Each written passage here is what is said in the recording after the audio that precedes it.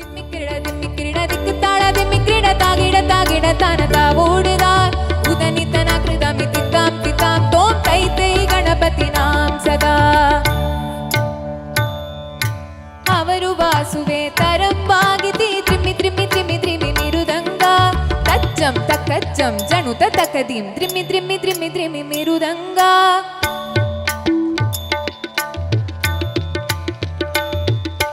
ತಕಿಟ ತಕಿಟ ತಕ ಜನು ತಕಿಟ ಜನು ತ್ರಿಮಿ ತ್ರಿಮಿ ತ್ರಿಮಿ ತ್ರಿಮಿ ಮಿರುದಂಗ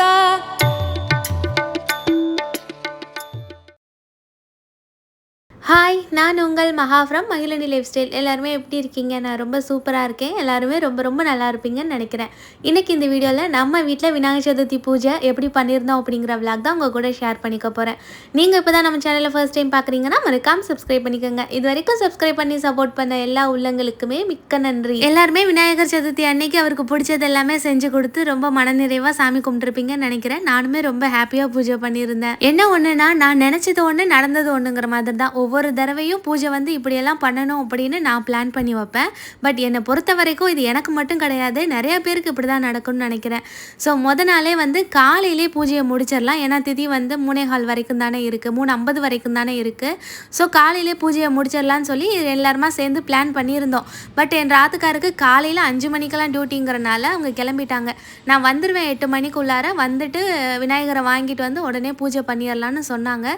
சரின்னு நானும் நம்பியிருந்தேன். ஒரு 8 மணி போல் கால் பண்ணேன். இல்லை, டியூட்டி முடிய லேட் ஆகும், 11 மணி ஆகிடும், நீ பண்ணுறதெல்லாம் பண்ணு, 1 மணி போல் வாங்கிட்டு வந்து பூஜை பண்ணிடலான்னு சொல்லிட்டாங்க.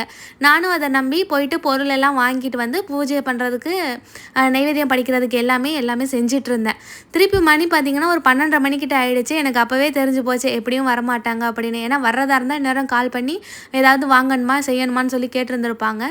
பட் வரலைங்கிறனால எனக்கு அப்போவே தெரிஞ்சு போச்சு. சரி, விநாயகர் போயிட்டு வாங்கிட்டு வந்தோம் அப்படின்னா மறுபடியும் நம்ம இன்னும் ஒரு 5 நாள் வச்சுருக்கணும். அப்படி இல்லை, இன்றைக்கே போயிட்டு கரைக்கிறதுனாலும் போய் கொண்டுட்டு போகணும்ல. ஸோ எனக்கு அந்தளவுக்கு இங்கே எங்கேயும் போனது கிடையாது நான் வெளியில். இது வரைக்கும் நம்ம வந்து விநாயகருக்கு சிலை வாங்கி வச்சு நம்ம பூஜை பண்ணியிருக்கோம் அப்படின்னா அது போன வருஷம் மட்டும்தான், நமக்கு அது பழக்கமெல்லாம் கிடையாது. சரி, ஓகே, நம்ம வந்து அந்த அளவுக்கு இது பண்ணிக்க வேண்டாம், சிம்பிளாக பூஜை படம் மட்டும் வச்சு நம்ம முடிச்சுக்கலாம் அப்படின்னு பிளான் பண்ணி தான் செய்ய ஆரம்பித்தேன். நான் நினச்சது மாதிரி அவங்க வந்து வர லேட் ஆகும்னு சொல்லிட்டாங்க. ஸோ அதனால் நான் எல்லாமே ரெடி பண்ணி வச்சேன். கரெக்டாக 2 மணிக்கு மேலே தான் வந்தாங்க.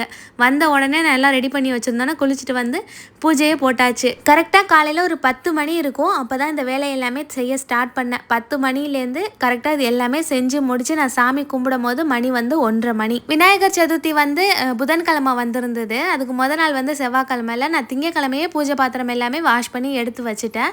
பட் லாஸ்ட் மினிட் வரைக்கும் ட்ரை பண்ணேன் டியூஸ்டே அன்னைக்கு விளக்கு ஏற்றிடலான்னு. பட் முடியாமலே போயிடுச்சு. பாதிக்கு மேலே நானே முடிவு பண்ணிட்டேன், வேண்டாம், நம்ம வந்து விநாயகர் சதுர்த்தி அன்னைக்கே எல்லாமே ரெடி பண்ணி மொத்தமாக சாமி கும்பிட்டுக்கலாம், இன்றைக்கி ஒரு நாள் மட்டும் விட்டுறலான்னு சொல்லிட்டு டியூஸ்டே வந்து வீட்டில் விளக்கு ஏற்றவே இல்லை. மார்னிங் தான் 10 மணி போல் வந்து காமாட்சி அம்மன் விளக்குக்கு அரிசி எல்லாமே நிரப்பி வச்சுட்டு அதுக்கப்புறம் எண்ணெயெல்லாம் விட்டு திரியெல்லாம் போட்டு எல்லாமே ரெடி பண்ணி வச்சுட்டு தான் நான் வந்து கிச்சனுக்குள்ளே போனேன். ஏன்னா இந்த வேலையை முடிச்சு வச்சிட்டோம் அப்படின்னா டக்குன்னு வந்து நம்ம படையல் போட்டுட்டு சாமி கும்பிட்றதுக்கு கரெக்டாக இருக்கும். இல்லைன்னா அந்த வேலையை முடிச்சுட்டு வந்து அதுக்கப்புறம் நம்ம பூவெல்லாம் வச்சு எல்லாம் செய்கிறதுக்கு வந்து டைம் பத்தாது. ஸோ சின்ன வேலையெல்லாம் முடிச்சு வச்சிட்டோம் அப்படின்னா இந்த பெரிய வேலையெல்லாம் முடிக்கும் போது நமக்கு பெரிய விஷயமா தெரியாதுன்னு சொல்லிட்டு எல்லாமே ரெடி பண்ணிட்டேன். மேரேஜ் ஆன புதுசில் நான் ஒரு தடவை வந்து கொழுக்கட்டை வந்து செஞ்சுருந்துருக்கேன். சுத்தமாகவே வரல. கொழுக்கட்டை பிடிச்சி உள்ள பூரணம் எல்லாமே வெளியில் வந்தது தான் மிச்சம். அதுக்கப்புறம் நான் செஞ்சதே கிடையாது. ஆனால் இந்த வீட்டுக்கு வந்துட்டு ஒரு தடவை ட்ரை பண்ணியிருக்கேன்னு நினைக்கிறேன். ஆனால் சரியாக ஞாபகம் இல்லை. நான் பக்கத்து வீட்டில் கொடுத்து அது வந்து நல்லா இருக்குன்னு சொல்லி அவங்க சொல்லும் போது தான் எனக்கு ஞாபகம் வந்தது. பட் அப்பயுமே எனக்கு சாட்டிஸ்ஃபைடு இல்லை. இது நாள் வரைக்கும் நான் போன வருஷம் கூட வந்து வெறும் கொண்டக்கடலை மட்டும்தான் செஞ்சு கும்பிட்டு இருந்திருப்பேன். ஸோ இந்த தடவை சும்மா ட்ரை பண்ணி பார்க்கலான்னு சொல்லிட்டு செஞ்சுருந்தேன். ஓகே தான். பட் பூரணம் வந்து நான் நினச்ச மாதிரி ரெடி பண்ண முடியலை. பட் இருந்தாலும் என்னோட ஒரு சாட்டிஸ்ஃபைட் லெவல் இருக்குல்ல, ஸோ அது வந்து கொஞ்சம் எனக்கு இதானுச்சு. அதனால் ஓகே, நெக்ஸ்ட் டைம் வந்து இன்னும் சூப்பராக பண்ணிக்கலாமேன்னு சொல்லிட்டு விட்டுட்டேன். நெய்வேத்தியத்துக்கு வந்து கொழுக்கட்டை, அதுக்கப்புறம் பால் கொழுக்கட்டை, லாஸ்ட்டாக கொண்டக்கடலை, இது 3 தான் செஞ்சுருந்தேன். இந்த பால் கொழுக்கட்டை எப்படி செய்கிறதுன்னு சொல்கிறேன். நான் எப்போதும் செய்கிற மாதிரி செஞ்சுருந்தா கூட சூப்பராக செஞ்சுருந்துருப்பேன். நியூவாக ட்ரை பண்ணணும்னு சொல்லிட்டு லைட்டாக சொதப்பிட்டேன். ஸோ ஃபஸ்ட்டு அரிசி மாவு வந்து ஒரு 1/2 பாக்கெட்டுக்கும் கொஞ்சம் கம்மியாக வந்து எடுத்திருந்தேன். கொஞ்சமாக தேவையான அளவு உப்பு, அதுக்கப்புறம் வந்து சுடுதண்ணி நல்லா கொதிக்கிற சுடுதண்ணி விட்டு ஸ்பூன் வச்சு நல்லா அந்த மாதிரி கிண்டி விட்டுக்கிட்டேன். ஏன்னா நல்லா கொதிக்குதுங்கும் போது நம்மளால் கை வச்சு கிண்ட முடியாதுல்ல. ஸோ அந்த உப்பெல்லாம் நல்லா மிக்ஸ் பண்ணி விட்டுட்டு அதுக்கப்புறம் தான் சுடுதண்ணி ஊற்றி இந்த மாதிரி நம்ம ஒன்று சேர கிண்டிகிட்டே வந்தோம் அப்படின்னா ஒரு கட்டத்துக்கு மேலே மாவு வந்து நல்லா பிசைகிற ஸ்டேஜுக்கு வந்துடும். சூடு ஆறுனதுக்கப்புறம் நம்ம பிசைஞ்சோம் அப்படின்னா நல்லா சப்பாத்தி மாவு பதத்துக்கு வந்து உருண்டு வந்துடும். பசங்க இதுக்கு முன்னாடி குழந்தையா இருக்கும் போது அட்லீஸ்ட் மாதத்துக்கு ஒரு 2 தடவையாச்சும் முன்னாடி, அதாவது இப்போ இல்லை, ஒரு 2-3 வருஷத்துக்கு முன்னாடி சொல்கிறேன். ஸோ இதெல்லாம் அடிக்கடி செஞ்சுருந்துருப்பேன். பட் இப்போலாம் சுத்தமாகவே டைம் இல்லை. இதெல்லாம் குட்டி குட்டியாக இந்த மாதிரி உருட்டி எடுக்கிறதுக்கே தனியாக நமக்கு டைம் வேணும்னு சொல்லிட்டு இப்போலாம் பண்ணுறதே கிடையாது. எனக்கு தெரிஞ்சு ரொம்ப நாள் ஆச்சு. ஸோ இந்த மாதிரி மாவு நம்ம பிசைஞ்சு எடுத்ததுக்கப்புறம் இந்த மாதிரி பால் ஷேப்லேயோ இல்லை கொழுக்கட்டை ஷேப்லேயோ இந்த மாதிரி, அதாவது சிலிண்ட்ரிக்கல் ஷேப்பில் கூட நம்ம வந்து தேய்ச்சி எடுத்துக்கலாம். எல்லாமே குட்டி குட்டியாக போட்டோம் அப்படின்னா வேகும் போது அது சீக்கிரம் வெந்துடும். நமக்கு பால் கொழுக்கட்டை ரெடி பண்ணும் போது சாப்பிட்றதுக்கும் நல்லாயிருக்கும். ரொம்ப பெரிய சைஸாக வந்து நம்ம உருட்டிட்டோம் அப்படின்னா டேஸ்ட் அந்த அளவுக்கு நல்லா இருக்காது. ஸோ நான் வந்து எந்த அளவுக்கு குட்டியாக உருட்ட முடியுமோ அந்த அளவுக்கு வந்து பண்ணியிருந்தேன். பட் என்ன தான் நம்ம வந்து குட்டியாக உருட்ட ஸ்டார்ட் பண்ணாலும் போக போக அது கொஞ்சம் சைஸ் பெருசாகிடும். ஸோ உருட்டி எல்லாமே ரெடி பண்ணி எடுத்து வச்சாச்சு. பசங்களும் ஹெல்ப் பண்ணாங்க. ஒரு 1.5 கப் அளவுக்கு தண்ணி விட்டுட்டு நல்லா கொதிச்சதுக்கப்புறம் தான் இந்த பால்ஸ் எல்லாமே நம்ம உள்ளே சேர்க்கணும். ஏன்னா நம்ம தண்ணி வந்து சுடுறதுக்கு முன்னாடியே சேர்த்துட்டோன்னா எல்லாமே அப்படியே குழஞ்சி போன மாதிரி ஒன்றோட ஒன்று ஒட்டி போயிடும், வேகாமல் போயிடும். ஸோ அதனால் தண்ணி கொதிச்சதுக்கப்புறம் இது எல்லாமே உள்ளே சேர்த்து நல்லா ஒரு 10 நிமிஷத்துக்கு கொதிக்க விட்டிங்க அப்படின்னா அதிலே வெந்துடும். அரிசி மாவு வேகிறதுக்கு ரொம்ப டைம் எல்லாம் எடுக்காது. இதில் நான் பண்ண மிஸ்டேக் என்னென்னா, எப்போதுமே இந்த ஸ்டேஜில் வந்து பால் ஆட் பண்ணுவேன். நம்ம நார்மலாக குடிப்போம்ல அந்த பால் தான் ஆட் பண்ணுவேன்.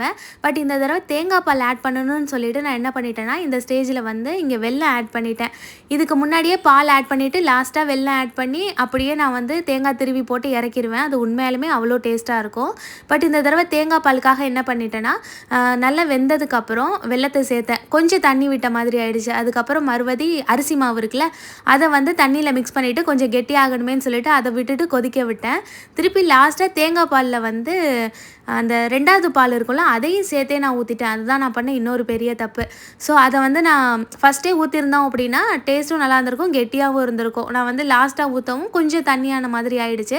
பட் பூஜையெல்லாம் பண்ணி முடிச்சதுக்கப்புறம் நான் என்ன பண்ணிட்டேன்னா தேங்காவை திருவி உள்ளே போட்டு மேஷ் பண்ணிட்டேன்.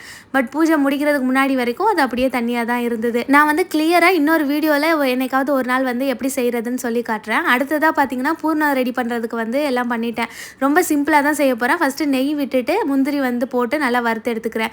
இதுக்கப்புறம் தேங்காய் வந்து திருவி அந்த நெய்யிலே போட்டு வறுக்கணும். நான் வந்து மிக்ஸி ஜாரில் ஓட்டினால அந்த அளவுக்கு நல்லா வரல. நீங்கள் கையாலே நல்லா தேங்காவை திருவி எடுத்து இந்த மாதிரி நெய்யில் போட்டு ப்ரௌனாக மாறுற அளவுக்கு நல்லா வதக்கிக்கோங்க. இது வந்து உண்மையாலுமே நல்லா தான் வந்திருந்தது. பட் எனக்கு தேங்காய் வந்து அந்த அளவுக்கு நான் நைஸாக பண்ணலை அப்படிங்கிறனால கொஞ்சம் திப்பி திப்பியாக இருந்தது. அதுக்கப்புறம் முந்தி வறுத்து வச்சுருந்தோம்ல அதையும் சேர்த்துட்டு ரெண்டையும் நல்லா வந்து மிக்ஸ் பண்ணி கொடுத்துருங்க. இந்த ஸ்டேஜில் வந்து நல்லா திருவி வச்சுருக்கிற வெல்லம் வந்து போடணும். நான் வந்து கத்தியிலே லைஸாக வந்து அதாவது நைஸாக ஸ்லைஸ் பண்ணி சேர்த்துக்கிட்டேன்.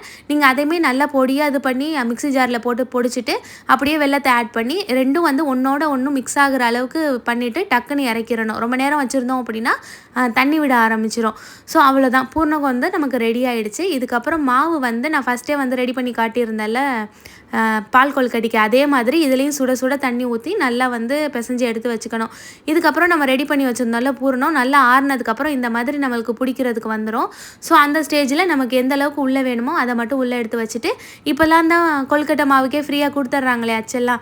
ஸோ அந்த அச்சில் தான் நான் வந்து ரெடி பண்ணியிருந்தேன். ரொம்ப ஈஸியாக வந்துருந்தது, எடுக்கிறதுக்கும் வந்து ரொம்ப கஷ்டமாலாம் இல்லை.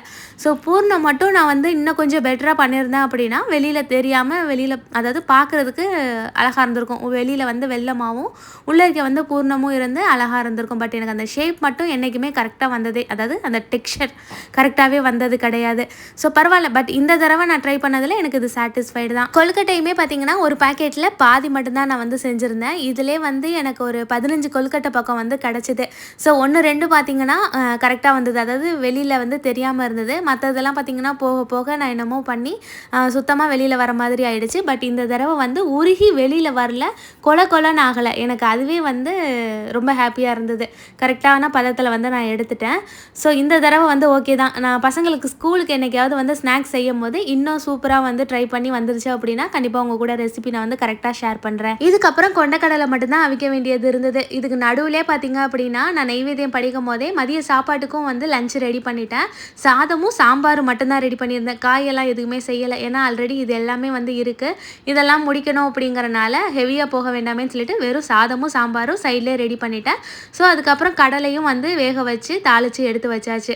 இப்போ பூஜை பண்ணுறதுக்காக நான் விளக்கு ஏற்ற வரும்போது டைம் பார்த்திங்க அப்படின்னா ஒரு 12:30 மணி இருக்கும். இதுலேருந்து வந்து நான் எல்லாமே செட் பண்ணி முடித்து நான் பிள்ளையாரை ரெடி பண்ணி வச்சுட்டு கீழே விளக்கு ஏற்றும் போது மணி வந்து 1:30 மணி. டெக்கரேஷன்லாம் பண்ணி அந்த பேக் ட்ராப்பெல்லாம் வச்சு நம்ம டேபிளில் வச்சு பண்ணலாம் அப்படிங்கிற ஐடியாவும் இருந்தது.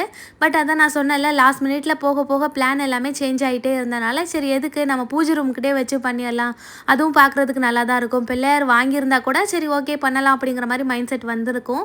ஸோ நம்ம தான் வாங்கலைல்ல, பூஜை படம் வச்சு அதுக்கப்புறம் வந்து விநாயகர் என்கிட்ட வெள்ளருக்கில் இருந்தார். ஸோ மண்டபம் மாதிரி அழகாக இருக்கும் அது பார்க்குறதுக்கு.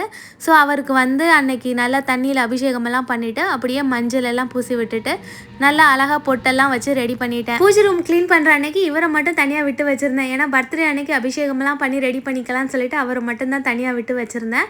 ஸோ இன்றைக்கி காலையில் எடுத்து எல்லாமே பண்ணி ரெடி பண்ணியாச்சு. இந்த வெள்ளருக்கு விநாயகர் வந்து போன வருஷம் விநாயகர் சதுர்த்தி அன்னைக்கு நம்ம வீட்டுக்கு வந்தார். அதாவது அன்னைக்கு கிடையாது, கரெக்டாக ஒரு 3 நாளைக்கு முன்னாடி வந்தார். நான் வந்து விநாயகர் சதுர்த்தி அன்னைக்கு தான் இவரை வந்து பிரதிஷ்டை பண்ணியிருந்தேன். ஸோ இந்த வருஷம் இவருக்கு வந்து நம்ம வீட்டில் 2வது வருஷம். மனம் மட்டுமே வச்சு பண்ணுறதை விட எனக்கு இந்த மாதிரி இந்த கோலு ஸ்டெப்ஸ் வச்சு அது மேலே படமெல்லாம் வச்சு கீழே விளக்கெல்லாம் ஏற்றி பண்ணுறது ரொம்பவே பிடிச்சிருக்கு. ஸோ இது எல்லாமே ரொம்ப அழகாகவும் இருந்தது. நான் ஆல்ரெடி வாங்கியிருந்ததா வரலட்சுமி வரதுக்கு முன்னாடியே போட்டிருந்தேன்ல, ரொம்பவே ஹெல்ப்ஃபுல்லாக இருக்குது. இப்போ நம்ம டெய்லி வீக்லி ஒன்ஸ் ஏதாவது பூஜை பண்ணுறோம் அப்படின்னா இது வந்து நல்லாவே ஹெல்ப்ஃபுல்லாக இருக்கும்.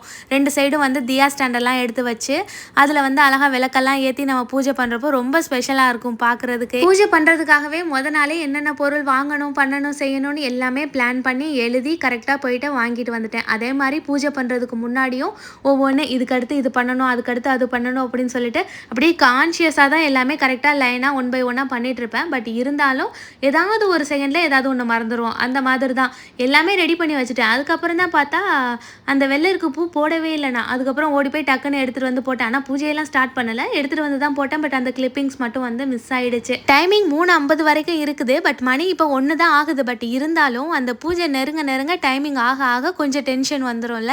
ஸோ அதுதான், அதனால அந்த டென்ஷனில் விநாயகருக்கு வந்து அந்த செயின் வந்து போடணும்னு ஆல்ரெடி பிளான் பண்ணி வச்சுருந்தது தான், அதையுமே மறந்துட்டேன். ஸோ போயிட்டு கடைசியாக எடுத்துகிட்டு வந்து அதையுமே போட்டு விட்டாச்சு. இந்த பூஜைக்கு வாழை மரம் என்னோட லிஸ்ட்லேயே கிடையாது. வரும்போது என் ராத்துக்கார் வாங்கிட்டு வந்துட்டாங்க. ஏன்னா நான் இந்த இடத்துல தானே செட்டப் பண்ணியிருந்தேன். உள்ளரிக்க வந்து இதை வைக்க காட்டிலும் போதும்னு ஆயிடுச்சு.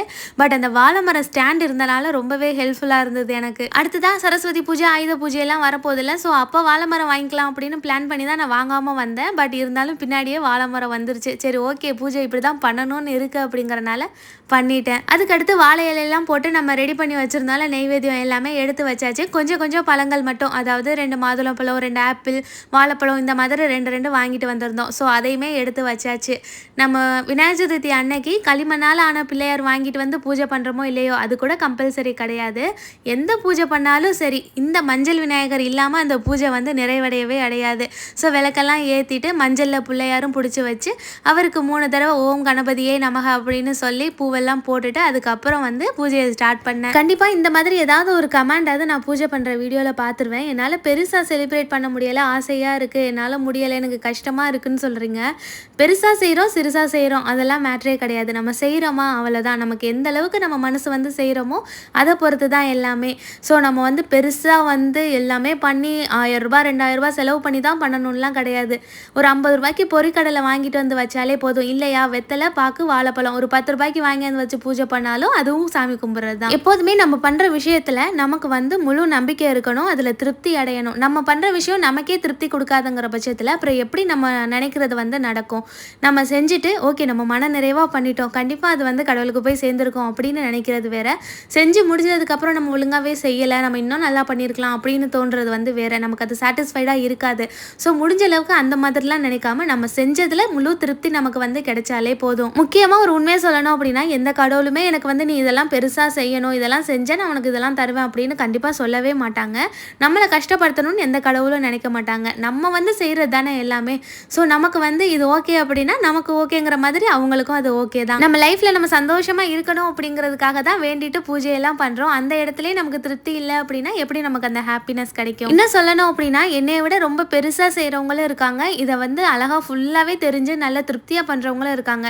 பட் எனக்கு தெரிஞ்ச விஷயத்த என்னோட திருப்திக்காக நான் வந்து முழுமையாக பண்ணுறேன், அவ்வளோதான். என்றைக்குமே ஒருத்தரை போல் இன்னொருத்தர் வரவே முடியாது. நம்ம வந்து ஒரு சில விஷயங்களை அவங்ககிட்டேருந்து கற்றுக்கலாம், அவ்வளோதான். பட் அதுக்காக அவங்க பண்ணுற மாதிரியே பண்ணணும் அப்படிங்கிற கட்டாயமெல்லாம் கிடையாது. ஸோ பூஜையை நல்லபடியாக முடிச்சிட்டேன், பார்த்துருப்பீங்கன்னு நினைக்கிறேன். விளக்கெல்லாம் ஏற்றி முடிச்சதுக்கப்புறம் தூப ஆராதனை எல்லாமே காமிச்சிட்டு நெய்வேத்தியமும் படைச்சு நல்லபடியாக பூஜையை வந்து முடிச்சிட்டேன். நான் கரெக்டாக பூஜை முடிக்கும் போது 1:45 கிட்ட ஆயிடுச்சு. எப்போதுமே இந்த மாதிரி ஏதாவது செய்கிறேன் அப்படின்னா கண்டிப்பாக எனக்கு பசங்க வந்து கொஞ்சம் கோஆப்ரேட் பண்ணுவாங்க, இல்லைன்னா என்னால் இதெல்லாம் பண்ணவே முடியாது. காலையில் அவங்களுக்கு வந்து கொஞ்சமாக பழைய சாதம் இருந்தது, அதை தான் கரைச்சி கொடுத்துருந்தேன். சாப்பிட்டுட்டு இந்த நேரம் வரைக்கும் தாக்கு பிடிச்சிட்டாங்க. இனிமே தான் வந்து பசங்களுக்கு மதிய சாப்பாடெல்லாம் கொடுத்துட்டு நெய்வேத்தியம் ரெடி பண்ணியிருந்தாலும் அதையும் அவங்களுக்கு கொடுத்து சாப்பிட வைக்கணும். அப்புறம் நிறைய பேர் இந்த சாரீ எனக்கு சூப்பராக இருக்குன்னு சொல்லியிருந்தீங்க, எனக்குமே ரொம்ப பிடிச்சிருந்தது. நம்ம சேனல் சீக்கிரமாகவே 4 lakh சப்ஸ்கிரைபர் ரீச் பண்ண போகிறோம். சப்ஸ்கிரைப் பண்ணாமல் பார்க்குறவங்க சப்ஸ்கிரைப் பண்ணிருங்க. நாளைக்கு வீடியோவில் பார்க்கலாம்.